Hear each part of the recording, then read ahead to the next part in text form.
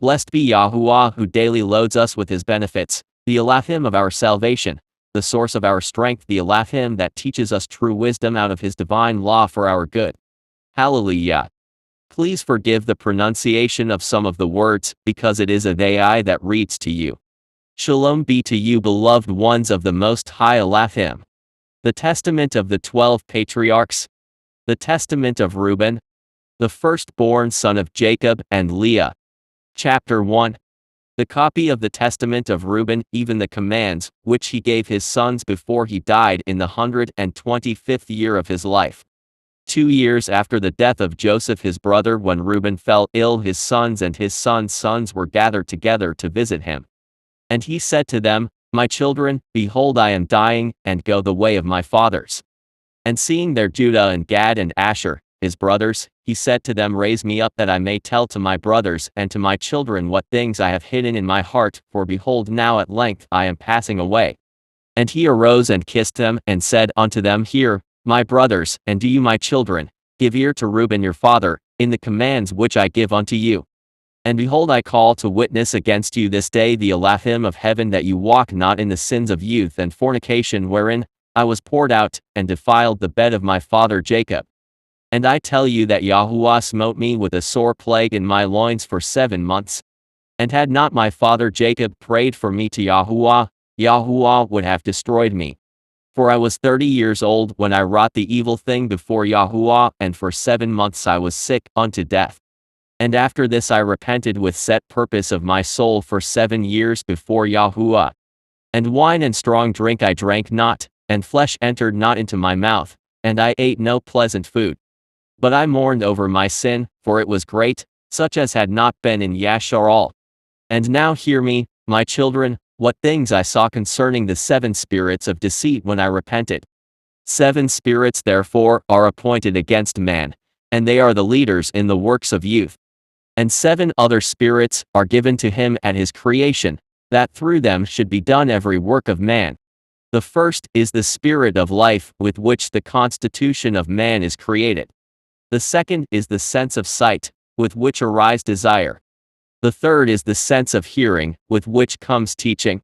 The fourth is the sense of smell, with which tastes are given to draw air and breath.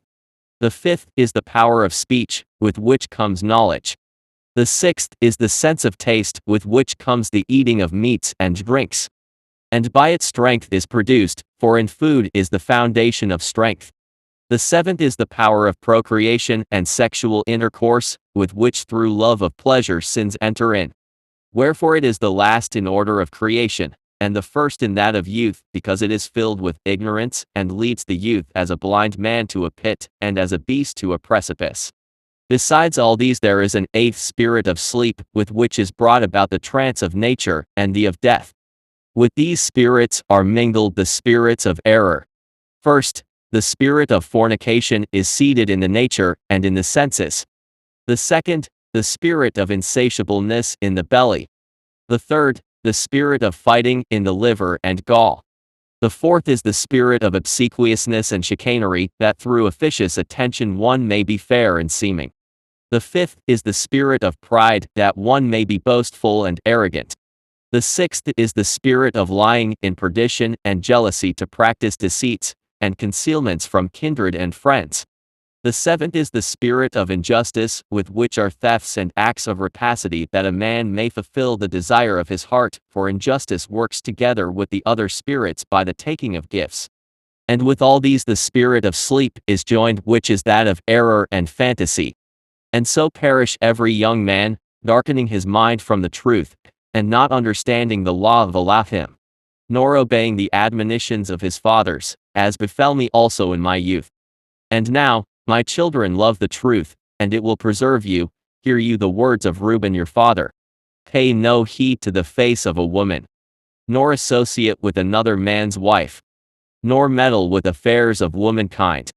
For had I not seen Bilhah bathing in a covered place, I had not fallen into this great iniquity. For my mind, taking in the thought of the woman's nakedness, suffered me not to sleep until I had wrought the abominable thing. For while Jacob our father had gone to Isaac his father, when we were in Eder near to Ephrath in Bethlehem, Bilhah became drunk, and was asleep, uncovered in her chamber.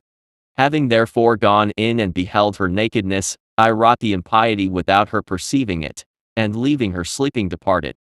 And forthwith in Moloch, angel of Elohim revealed to my father concerning my impiety, and he came and mourned over me, and touched her no more.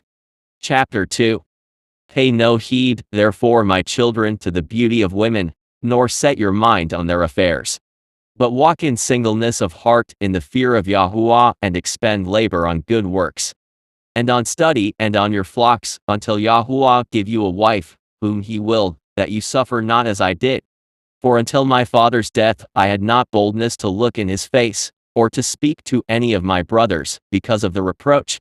Even until now my conscience causes me anguish on account of my impiety.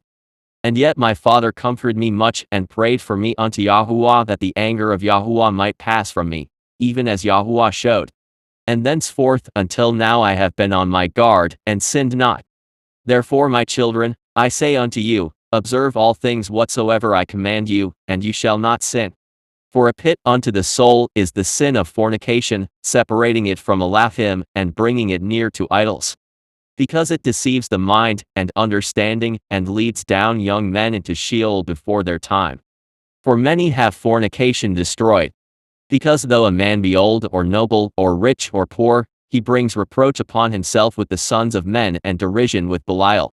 For you heard regarding Joseph how he guarded himself from a woman, and purged his thoughts from all fornication, and found favor in the sight of Elohim and men. For the Egyptian woman did many things unto him, and summoned magicians, and offered him love potions, but the purpose of his soul admitted no evil desire. Therefore the Elohim of your fathers delivered him from every evil and hidden death. For if fornication overcomes not your mind, neither can Belial overcome you. For evil are women, my children. And since they have no power or strength over man, they use wiles by outward attractions, that they may draw him to themselves. And whom they cannot bewitch by outward attractions, him they overcome by craft. For moreover, concerning them, the Moloch of Yahuwah told me, and taught me, that women are overcome by the spirit of fornication more than men. And in their heart they plot against men, and by means of their adornment they deceive first their minds. And by the glance of the eye instill the poison, and then through the accomplished act they take them captive. For a woman cannot force a man openly, but by a harlot's bearing she beguiles him. Flee, therefore, fornication, my children, and command your wives and your daughters, that they adorn not their heads and faces to deceive the mind. Because every woman who uses these wiles hath been reserved for eternal punishment. For thus they allured the watchers who were before the flood.